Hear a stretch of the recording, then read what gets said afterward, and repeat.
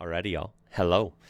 We're looking at European countries as a whole. All of the license plates, the registration plates, whatever you want to call them. Now, we visited a video very recently where it was a video comparing U.S. plates versus European plates, and they're quite differences, right? And basically, why European plates were better, and it was pretty interesting. And I said I was going to do a follow up on just seeing all the plates over in Europe as a whole. Pretty much, we came to the conclusion that functional wise, the whole point of a plate being functional, right? Identifying that plate and identifying that car.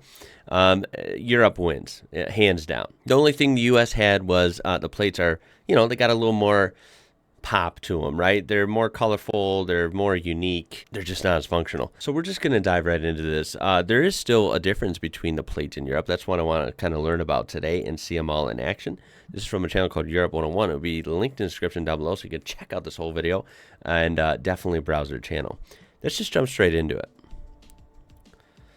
All right, Albania. So a lot of them I expect to follow this white background blue strip. Now this one in particular has two blue strips, but it'll be fun to see the little differences, and they are still different from each other. Maybe not as crazy different like the U.S. plates are from each other, but I think it'll still be fun. Ooh, Andorra. Now that's an interesting one because that's such a small country, and look at their plate is actually kind of different. No blue strip. It's kind of got looks like mountains in the background. And what do you call this? Like a crest or something? It's cool that it has that. So that one's actually pretty unique. And that's why I want to do this video, as there might be more distinctions than I would think. Armenia, that has the flag on it. Pretty clean looking plate. Austria. I do have an Austria plate back here sent in by a viewer. Really cool. That's cool. I'm very familiar with that one now. Azerbaijan. No blue strip on that one. Obviously not EU. A lot of that's going to go for ones that aren't in the EU, so that makes sense. Belarus. Those were pretty basic. Belgium. Again, well, interesting. They had a red font. Red text. Now, that's kind of cool. Of course, we do have the EU strip on this one. It's actually kind of neat. Interesting. With the red. Bosnia. They do have the blue strip, but not the EU stars. Bulgaria. They do. Very simple plate. And remember, that's not an insult. They're very functional, and that's what they're supposed to do. But to me, it is simple because I see a lot of decorated plates. That's just how the U.S. plates are. Croatia, that was pretty cool. They had this right here. Pretty neat. It's just an easy way to spice it up a little bit, right? Cyprus, another very clean, very basic one. Czech Republic, a little bit more with this, so that's kind of cool. Otherwise, pretty standard, pretty clean. For me, it's actually kind of interesting because over time I'm going to learn how to identify these. Like, of course, you saw the CZ for Czech over here, DK for Denmark. It'll be fun to kind of learn those over time. I mean, they're pretty easy, most of them, because they make sense. Like Estonia, EST, that makes sense, right? Finland, Finn. It is interesting to see, though, how they're constructed. Some of them, for example, Finland had 3-3, so 3, like, what was it, letters, and then 3 numbers. Whereas France has AA, so 2 letters, then 3 numbers, then 2 letters again. And I know this can vary, right? But that is interesting. Actually, I'm going to pay more attention to that, how they are different, right, in every country. This has 2 blue strips, the French one. That must be normal, right, with an additional number over here. And, of course, F for France. Georgia, they have a blue strip, but not the EU stars. Otherwise, pretty clean. Germany, of course. Yes, they have the D, right? Of course, the EU strip. Now, this is interesting. I think we heard in that last video, which I'll have linked at the end if you missed it, that this is like the date of either when they got it or when it expires or something. But this is, I believe, like it shows the date, which is kind of cool. And then this shows where it's from, what region or whatever, I think, or what state.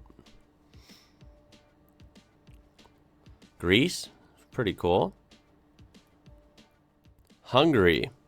So they have the crest in the middle. It's interesting how some choose to do that and some don't. Iceland, now theirs is a little bit different. Blue and white's actually kind of cool with like registration date in the middle. Ireland has the EU plate, of course.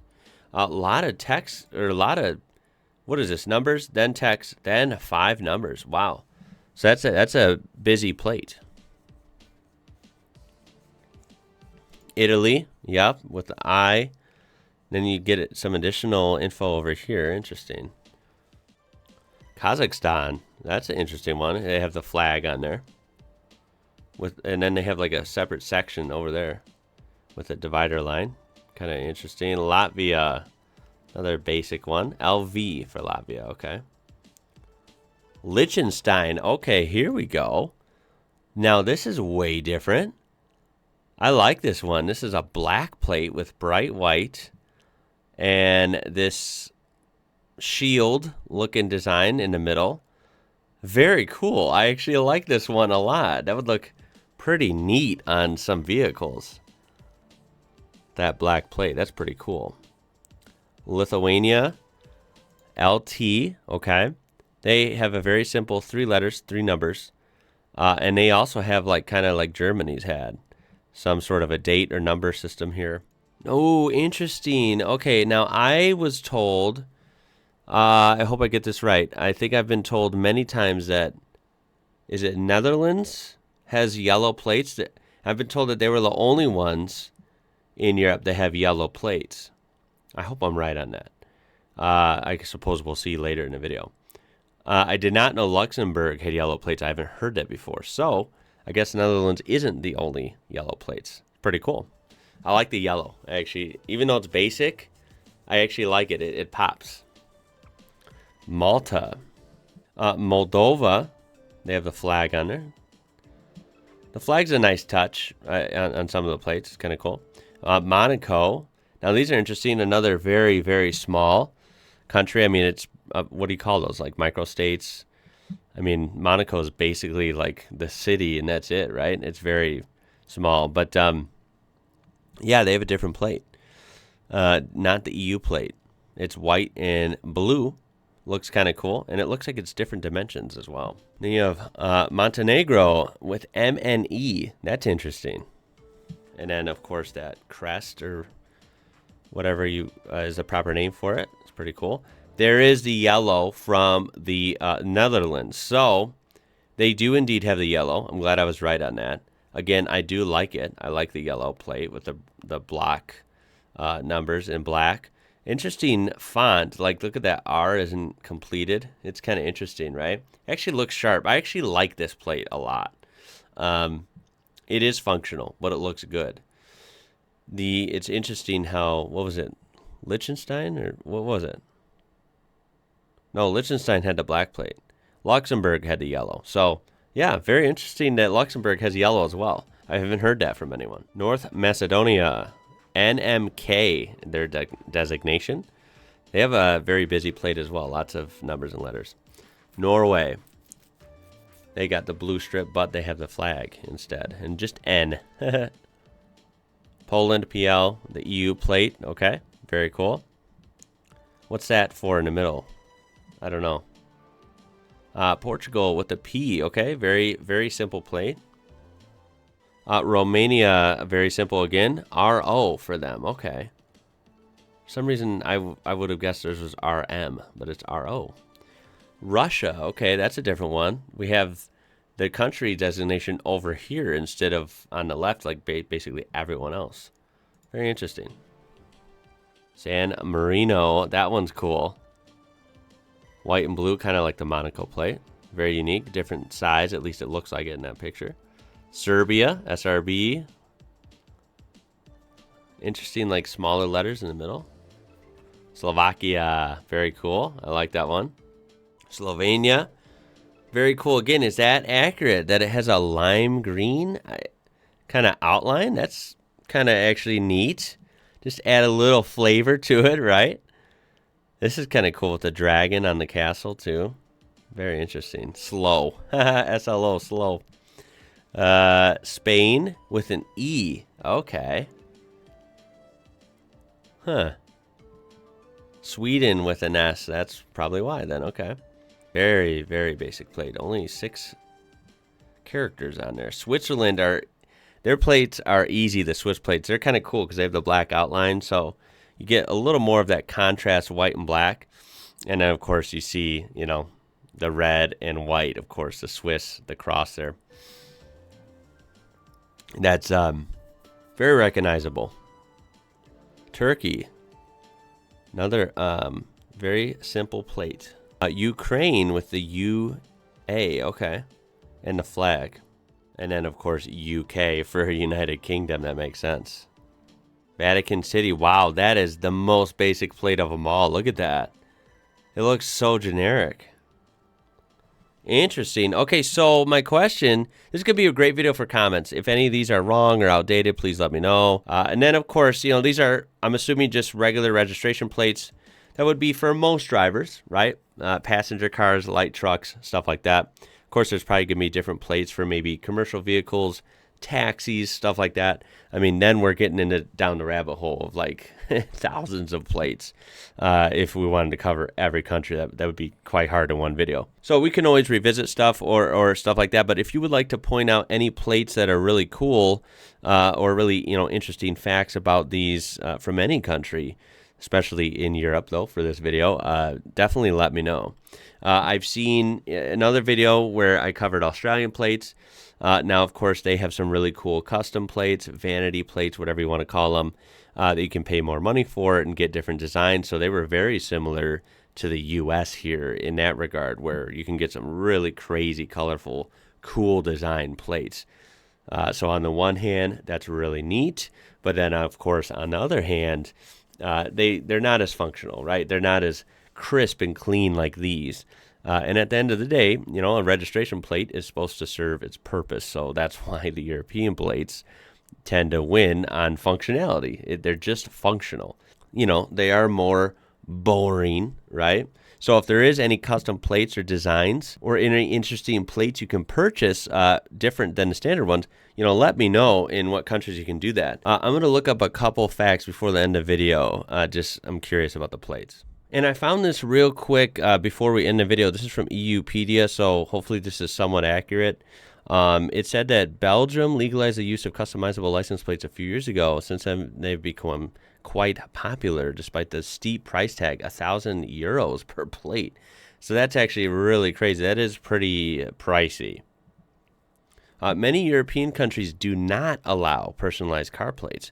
This includes, by alphabetical order, Bulgaria, Croatia, Cyprus, France, Ireland, Italy, Netherlands, Portugal, Romania, and Spain. So, as far as I know, no personalized plates whatsoever. It doesn't matter how much they would cost. There is just no such option in those countries. Now, some countries do allow them, but with heavy restrictions. So, like, for example, Czechia, you can have them, but plates cannot use the letters G, CH, O, Q, or W, and must include a hyphen and at least one number. Like Finland, only 2 or 3 letters and up to 3 digits. The cost is €790, so that's very expensive. And then you have vanity plates, which I believe would be a step further than custom plates. And vanity plates might be where you can just have all letters, so you can spell a word or something. And these, look at this, €3,500 in Latvia. €2,000 in Czechia. And these are still going to have restrictions also depending on the country. But yeah, we're looking at very expensive prices there. So I imagine that's not too common. So yeah, that's just interesting. I thought I'd look that up just because I was curious. Because, you know, it's not super common. Most people just opt for normal plates in the U.S. But, I mean, there are a good amount, I feel like, especially nowadays. You know, a decent amount of people run personalized plates here. or custom plates. And, at the end of the day, it's really a good deal for the state governments to make money, right? They charge a lot more for them, and people still tend to buy them, right? Some people love having funny letters or funny words on their plate, or in our case in the U.S., you can get different designs and with different, colors and stuff. So people really go for that. At the end of the day, I'm not surprised that in the EU and throughout Europe, they don't really go for the crazy, colorful designs plates like we do here. That's not surprising. They want to keep that functionality and clean appearance, and that's fine. But what I am surprised at is that they don't allow a little more wiggle room when it comes to like the personalization of like the letters and numbers, just because I feel like they could charge more and people would still do it, right? So it could be a good money maker for, states or countries or whatever. But yeah, I don't know. That's just from the outside looking in. Tell me your opinions and how often do you see custom plates or something like that where you're at? I would love to hear about it. Throw a like on there if you enjoyed this one. Subscribe to be part of this amazing community we do have here. And of course, click that join button if you want to be a member. It's really affordable. But that's about it for this one, y'all. My name is Ian. You're watching IWrocker, and until next time, y'all. Catch you later.